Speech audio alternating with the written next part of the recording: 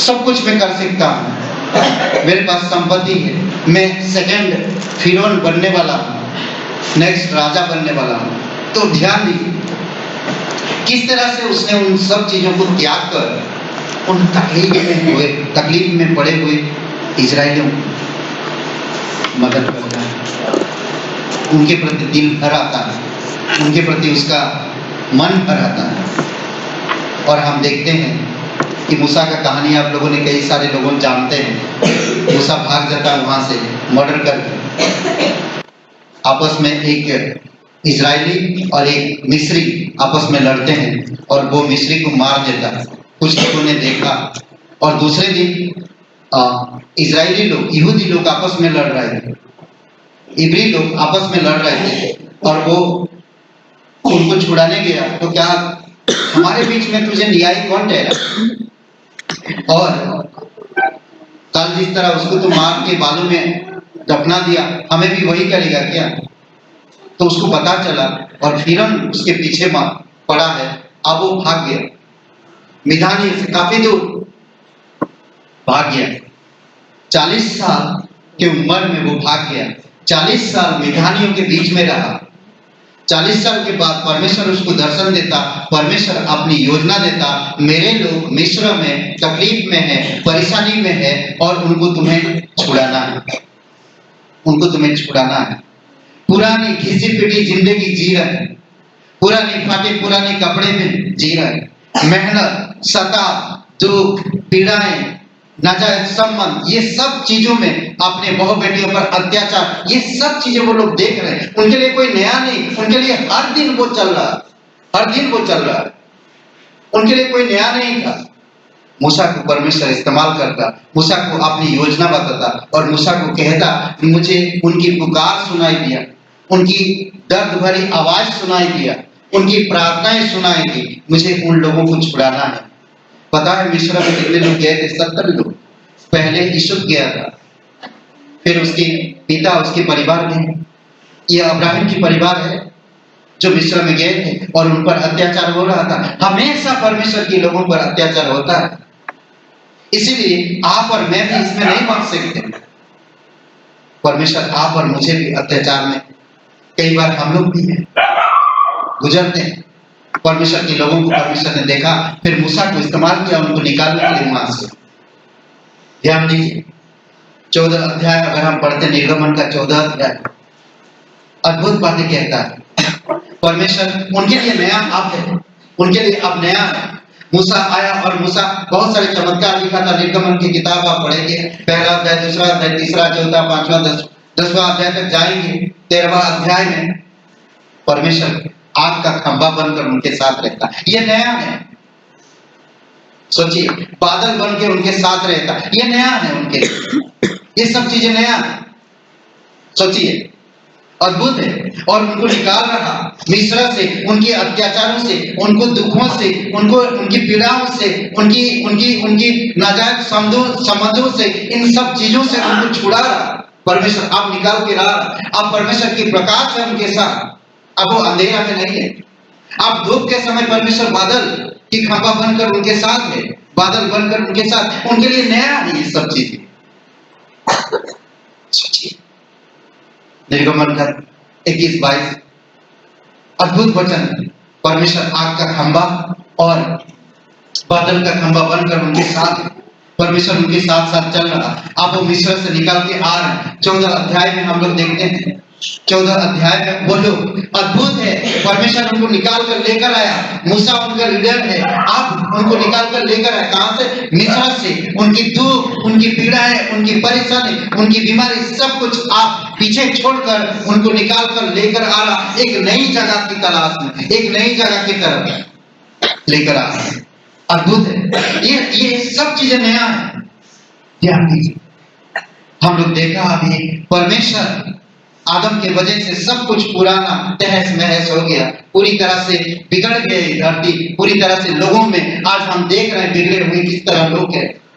आज किस तरह धरती बिगड़ा हुआ है, कब भी कहीं पर भी किसी भी हालत में कभी भी कुछ भी हो सकता है, बिगड़ी हुई है। और परमेश्वर आपको मुझे यहाँ से निकालना चाहता है और अपनी राज्य में ले जाना चाहता है। वो नया, सब नया। सोचिए 15 अध्याय में इधर समुद्र है और मिस्र के पीछे लोग आ रहे हैं, बड़े बड़े घोड़ों के सवार होकर, जो बेस्ट है घोड़सवार, जो सरदार है सब लोग, वो सब उनके पीछे आ रहे हैं कि पकड़ के उनको वापस से मिस्र में लाए। ध्यान दीजिए, सामने समुद्र है, उनके लिए आप अंधेरा है। मूसा को कहते हैं क्या हमें जंगल में मार डालने के लिए तू लेकर आया है? वो लोग कह रहे हैं मूसा ये तूने क्या कर दिया? क्या मिस्र में हमारे लिए कब्र नहीं था? अगर आप 14 अध्याय पढ़ेंगे तो उसमें बहुत खूबसूरत बातें लिखी है, बहुत सुंदर बातें। क्या हमारे पास, हम मिस्र में कोई कब्र नहीं था? क्या हम वहां पर रहकर नहीं मर सकते थे? तो यहाँ पर आया हमें मारने के लिए जंगल में। तब कहता है, खोलिए किताब, निर्गमन का किताब खोलिए, 14 अध्याय खोलिए और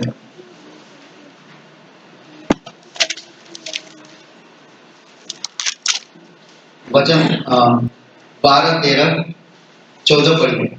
12, 13, 14 कोई एक जन पढ़िए।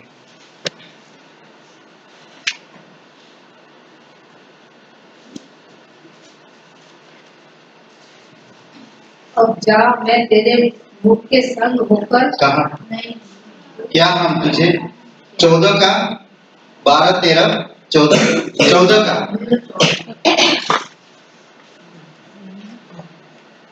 पीछे कोई पढ़िए।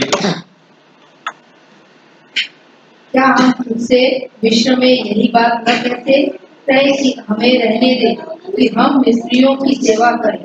हमारे लिए जंगल में मरने की अपेक्षा मिस्रियों की सेवा करना अच्छा था। मूसा ने लोगों से कहा, डरो मत, खड़े खड़े वह उद्धार का काम देखो जो यहोवा आज तुम्हारे लिए करेगा, क्योंकि जिन मिस्रियों को तुम आज देखते हो उनको फिर कभी न देखोगे। ओके 14 पढ़िए।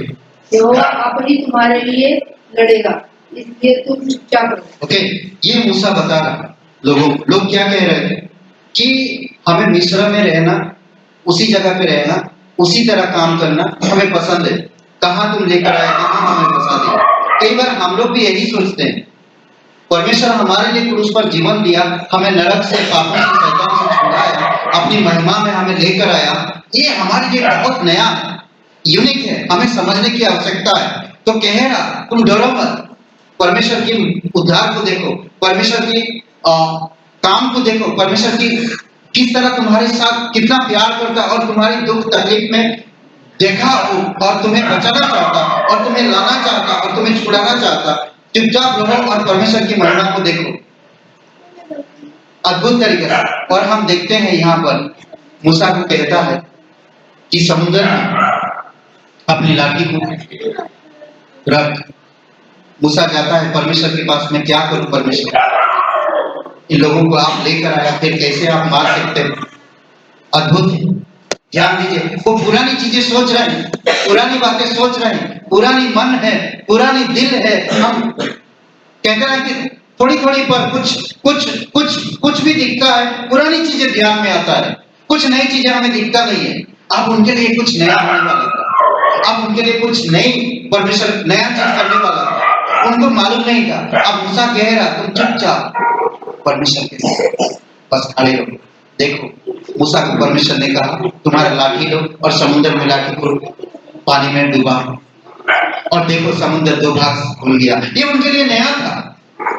सोचिए, जो लोग डरे हुए थे, जो लोग मिस्र जाने के लिए तैयार थे, जो उनका मन पुरानी चीजों में, पुरानी ख्याल में, पुरानी चीजों की तरफ बढ़ रहा था, अब उनके लिए कुछ नया हो रहा था।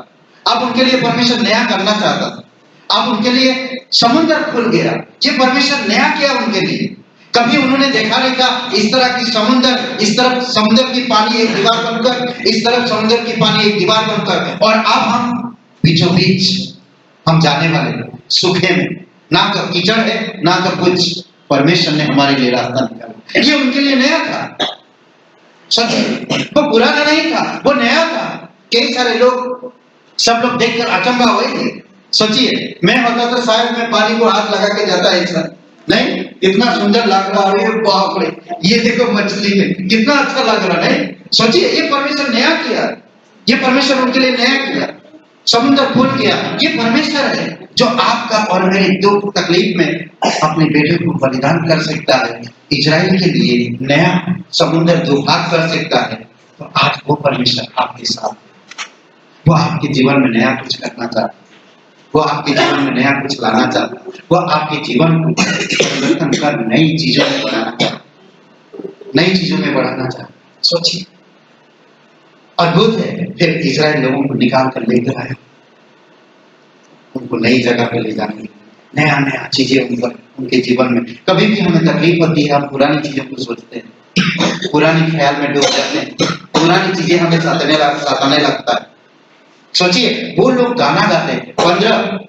15 अध्याय खोलिए और उसका 1 2 3 वचन पढ़िए, 1 2 3 वचन पढ़िए। 15 अध्याय, निर्गमन 15 अध्याय खोलिए, नई चीजें देखिए। वो लोग गाना गा रहे हैं, आप किस तरह से गाना गा रहे हैं, अद्भुत है। आप वो लोग दुखी नहीं, आप ये नहीं कहते कि हमें मिस्र में जाना, हमें यहाँ नहीं रहना, ये नहीं कह रहे हैं आप। वो लोग खुशी से गाना गा रहे हैं, उछल रहे, कूद रहे और गाना गा रहे। गाइए, मतलब पढ़िए पढ़िए 15 अध्याय 1 2 3। तब मूसा और इस्राएलियों ने यहोवा के लिए यह गीत गाया। उन्होंने कहा, मैं यहोवा का गीत गाऊंगा, क्योंकि वह महाप्रतापी ठहरा है। घोड़ों समेत सवारों को उसने समुद्र में पटक दिया। ऐसा एक गीत है, सुन, इसमें एक गीत बहुत अच्छा। मैं यहोवा का गीत गाऊंगा, क्योंकि वो महाप्रतापी है। मैं यहोवा का गीत गाऊंगा, क्योंकि वो महाप्रतापी है। ये लोग खुशी से गा रहे हैं, उनके लिए नया समुद्र पार होकर आप एकदम बच गए मिस्र के लोगों से। पता है मिस्र की जो सेना उनके पीछे था, उनका क्या हुआ? पूरा पढ़ लीजिए 3 वचन तक। यहोवा मेरा बल और भजन का विषय है, और वही मेरा उद्धार भी ठहरा है। मेरा परमेश्वर वही है, मैं उसी की स्तुति करूंगा। मैं उसके लिए निवास स्थान बनाऊंगा। मेरे पूर्वजों का परमेश्वर वही है, मैं उसको सराहूंगा। यहोवा योद्धा है, उसका नाम यहोवा है। बस, यहोवा योद्धा है, उसका नाम यहोवा। हालेलुया! एक जोरदार ताली बजाइए पर। ये परमेश्वर ही कर सकता है और कोई नहीं कर सकता, सिर्फ परमेश्वर ही कर सकता है और कोई नहीं कर सकता। वो लोग सोच रहे थे पीछे की तरफ, वो लोग पुरानी चीजों में डूबे हुए थे, वो लोगों का मन पुराना हो चुका था, उनका पूरी तरह से दिल पुराना था। अब परमेश्वर उनके लिए नया किया, अब वो नया गीत गा रहे हैं। अद्भुत है। पता है मिस्र की सेना को क्या हुआ? वो समुद्र में जब ये लोग पूरी तरह से निकाल आए, समुद्र के बीचों बीच वो लोग की सेना पहुंच गई। तो मूसा को परमेश्वर ने कहा, हे मूसा सुनो, पानी में वापस से वो लाठी चुआ, डुबा और समुद्र दो भाग हो गया। मिस्र की सेना सारे के सारे समुद्र के बीच में डूब मर। वही वचन बता रहा, वही गीत गा रहे हैं ये लोग। मैं यहोवा का गीत गाऊंगा, क्योंकि वो महाप्रतापी है। बहुत सुंदर गीत है, बहुत सुंदर गीत है। ध्यान दीजिए, परमेश्वर ने पुरानी हालत से, तकलीफों से, परेशानियों से, अत्याचारों से, कलेश से, सताव से उनको छुड़ाया, नई जगह पर लेके जाना। हम देखते हैं कि परमेश्वर उनको फिर नई जगह तक पहुंचाता है अद्भुत तरीके से। कहते हैं कि वो ईसुफ के हड्डियों को भी उठा लिया, ईसुफ की हड्डी जो थी वहां पर, उनको भी उठा लिया। ईसुफ वहां पर मर गया, उसकी हड्डी भी लेकर चले गए। सोचिए अद्भुत तरीके से। दूसरी एक जगह पे मैं कुछ परमेश्वर नया किया, वो हम देखते हैं दानियल का किताब 3 अध्याय में। अद्भुत परमेश्वर अब कुछ नया करता है हमेशा। हम लोग को सोचने की आवश्यकता है, हम लोग को ध्यान देने की आवश्यकता है। परमेश्वर आपके जीवन में हमेशा नया करता है, क्योंकि परमेश्वर की जो अनुग्रह, परमेश्वर की जो दया, वो अमर है और हर दिन नया, वो अमर है और हर दिन नया है। दानियल की किताब खोलिए 3 अध्याय। यहाँ पर 2 बातें हैं, 2 चीजें हैं। ओके, दानियल का 3 अध्याय। इसमें राजा नबूकदनेस्सर, ठीक है, राजा ने सपना देखा, नबूकदनेस्सर सपना देखा। और नबूकदनेस्सर, ये तीनों के पीछे एक कारण यह होता है, क्या बोलते हैं, 3 जो इब्री लोग हैं, 3 इब्री लोग, ये लोग क्या करते हैं, इनको बंदी बना के इजराइल से मिस्र इजराइल से उनको बेबीलोन लिया जाता है और ये तीनों बंदिश में और बेबीलोन में है, राजा के अंडर में। और ये लोग बहुत क्या बोलते हैं, एक शब्द होता है जो सुशील सुशील सुशील शब्द नहीं, बुद्धिमान है, समझदार है, परमेश्वर का भय रखने वाले और परमेश्वर का डर रखने वाले और परमेश्वर की महिमा करने वाले, हमेशा ये लोग परमेश्वर की आराधना करने वाले। ये लोग आपस में हमेशा प्रार्थना करते रहते हैं, हमेशा। पर इनके विरोध में कुछ लोग हैं। ये लोग बुद्धिमान है, समझदार है, परमेश्वर की आत्मा उनके साथ है, परमेश्वर की दूत उनके साथ है, परमेश्वर की अनुग्रह उनके साथ है और ये लोग बहुत अच्छी तरह से वहां पर नाम हुआ बहुत। तो लोगों ने उसके खिलाफ काम किए, लोगों ने इनके खिलाफ काम किए क्योंकि राजा इनको पसंद करता है। कई बार आपको मुझे भी कोई पसंद करता है तो कुछ लोग खिलाफ में आते हैं, शैतान हमेशा खिलाफ आता। अगर यीशु आपको पसंद करता तो शैतान आपके खिलाफ है, हमेशा हमेशा आपके खिलाफ रहेगा। अगर आप परमेश्वर के करीब आते हैं तो शैतान आपके खिलाफ रहेगा, हमेशा। जितने करीब आप आएंगे परमेश्वर की, उतना शैतान आपके खिलाफ रहेगा। ये तीनों जो इब्री लड़के हैं, ये तीनों बेबीलोन में और राजा के अंडर में। और कुछ लोगों ने इनकी जो बुद्धिमत्ता पर और इनकी जो सोच विचार पर, राजा इनको बहुत प्यार करता था और इनके विरोध में काम किए उन्होंने। राजा के पास एक पत्र लेकर जाते हैं और कहते हैं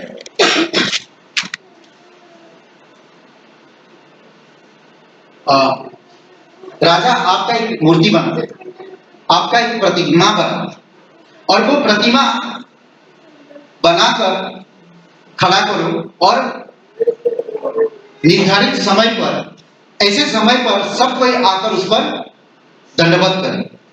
जो कोई दंडवत नहीं करेगा उसको आग की भट्टी में डाल दिया जाएगा। जो कोई इस पर दंडवत नहीं करेगा आग की भट्टी पर डाल दिया जाएगा। इसीलिए ध्यान दीजिए, एक बात है, क्या डाल दिया जाएगा, ठीक है। और ये जो तीनों परमेश्वर की आराधना, परमेश्वर की अनुग्रह में, उनके पीछे षड्यंत्र उनको कुछ पता नहीं, पर वो लोग जैसा हर दिन करते हैं वैसे ही वो लोग कर रहे हैं।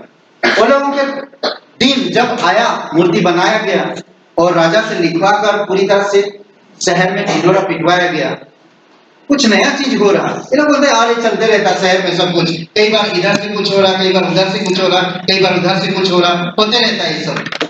कई बार आप और मैं भी यही तरह से सोचते हैं। ध्यान दीजिए, ये लोग परमेश्वर का भय रखने वाले और ये लोग एक चीज किया, जब पूरी तरह से सब लोग आकर उस प्रतिमा के सामने दंडवत किए तो ये तीनों दंडवत नहीं किए, राजा की आज्ञा का इनकार कर। सोचिए, ये परमेश्वर से प्यार करते थे, सिर्फ परमेश्वर के सामने दंडवत करना चाहते हैं और किसी के सामने नहीं। आप एक राजा है, वो राजा पूरी शहर के लोगों को, पूरी शहर के जनता को बुलाकर अपनी प्रतिमा के सामने ठीक समय पर, निर्धारित समय पर दंडवत सभी के सभी कर रहे हैं, पर ये तीनों ने नहीं किया। पता है, कहते कि पूरी तरह से राजा को वो लोगों ने उकसाया और राजा को जहां पर आग, इन लोगों को जो दंडवत नहीं करेगा उसको आग में डालेंगे, भट्टी में डालेंगे, उसकी भट्टी को बढ़ाया पूरी तरह से, अद्भुत तरीके से। इनके जीवन में कुछ नया आने वाला था, इनको भी कुछ पता नहीं था, वो जैसा है वैसे जी रहे हो, पर परमेश्वर का भय रखते थे। राजा का आज्ञा को टाल दिया। पौलुस पतरस ने भी यही किया, कई सारे जगहों पर वो लोग टाल दिया। उन नेताओं की बातें, उन अधिकारियों की बातें टाल दिया उन्होंने नहीं माना। ये लोग भी नहीं माना, भट्टी में आग भड़क दी और दंडवत पर ये तीनों नहीं आए। जो लोग इनके विरोध में था उन्होंने पता लगाया कि शद्रक, मेशक, अबेदनगो, ये लोगों ने तीनों राजा के पास नहीं आए। आप सोचिए, राजा की आज्ञा को टाल दिए, राजा आग से बबला हो चुका पूरी तरह से और उनको बोलता पकड़ के लेकर आओ। उनको पकड़ के लेकर आए थे। उनसे पूछा गया क्यों तुम, बोलते राजा हम तेरी आज्ञा नहीं मानेंगे, हम जीवित परमेश्वर की आज्ञा मानेंगे, हम उसी के सामने दंडवत करें। ध्यान दीजिए, ये परमेश्वर के बंदे, ये परमेश्वर से प्यार करते हैं, ये परमेश्वर के लिए जीते हैं, ये परमेश्वर के लिए मरेंगे। वो लोग तैयार है कि हमें आग की भट्टी में डालो या गरम तेल में डालो, उससे हमें कोई फर्क नहीं पड़ता। हम उस चीज को देखकर नहीं डरते हैं, क्योंकि जीवित परमेश्वर हमें चाहे आग की भट्टी में डालो और आग की कहीं पर आग की भट्टी में डालो, चाहे गरम तेल पर कहीं पर डालो, हमें कोई परवाह नहीं। तो राजा और गुस्सा में आया और बोला कि और भड़कने दो आग, और बढ़ाओ आग। फिर बढ़ाया, बोलते हैं कि जो उनको डाला जो लोगों ने, वो लोग सुलझ गए। अगर दानियल का 3रा अध्याय अच्छी तरह से आप पढ़िए, अद्भुत है, अच्छी तरह से आप पढ़िए और आप जानेंगे। कहते हैं कि डाल दिए उसको, उनके अंदर डाल दिए। ओके, दानियल का 3रा अध्याय 27 वचन से लेकर आप 29 वचन तक पढ़िए। 29 नहीं, 29-30 वचन तक पढ़िए, 30 वचन तक पढ़िए, 27 वचन से लेकर, कोई पीछे पढ़िए, अमित है बट पढ़िए 3रा अध्याय 27 से 30 तक। ध्यान से सुनिए ये वचन, ठीक है? हम लोग बंद करेंगे और एक बातें करेंगे। इनके लिए अब नया कुछ होने वाला था। आप ये लोग सोचा नहीं कि परमेश्वर जैसी तेरी मर्जी है वैसी पूरी हो। उनके मन में ये भी नहीं ख्याल आया कि हम लोग क्या भयानक परिस्थिति से जलेंगे। उनके लिए नया था, आग की भट्टी में जलेंगे पूरी तरह से। सोचिए, पढ़िए, मिला 3रा अध्याय 27 से 29, 30। आप लोगों को मिला? कोई पढ़िए। जब अधिपति हाकिम गवर्नर और राजा के मंत्रियों ने जो इकट्ठे हुए थे उन पुरुषों की ओर देखा, तब उनकी देह में आग का कुछ भी प्रभाव नहीं पाया और उनके सिर का एक बाल भी न झुलसा, न उनके मोजे कुछ बिगड़े, न उनमें जलने की कुछ गंध पाई गई। एक काम करिए, 26 वचन से पढ़िए, 26 का पढ़िए, पढ़ लीजिए, फिर आगे बढ़िए। फिर नबूकदनेस्सर उस भटकते हुए भट्टे के द्वार के पास जाकर कहने लगा, हे शद्रक, मेशक और अबेदनगो, हे परम परमेश्वर के दास, निकल कर यहाँ आओ। यह सुनकर शद्रक, मेशक और अबेदनगो आग के बीच से निकल आए। जब अधिपति, हाकिम, गवर्नर और राजा के मंत्रियों ने जो इकट्ठे हुए थे उन पुरुषों की ओर देखा, तब उनकी देह में आग का कुछ भी प्रभाव नहीं पाया और उनके सिर का एक बाल भी न झुलसा, न उनके मोजे कुछ बिगड़े, न उनमें जलने की कुछ गंध पाई गई। नबूकदनेस्सर कहने लगा, धन्य है शद्रक, मेशक और अबेदनगो का परमेश्वर, जिसने अपना दूत भेजकर अपने इन दासों को इसलिए बचाया क्योंकि उन्होंने राजा की आज्ञा न मानकर तुझी पर भरोसा रखा। यह सोचकर अपना शरीर भी अर्पण किया कि हम अपने परमेश्वर को छोड़ किसी देवता की उपासना या दंडवत ना करेंगे।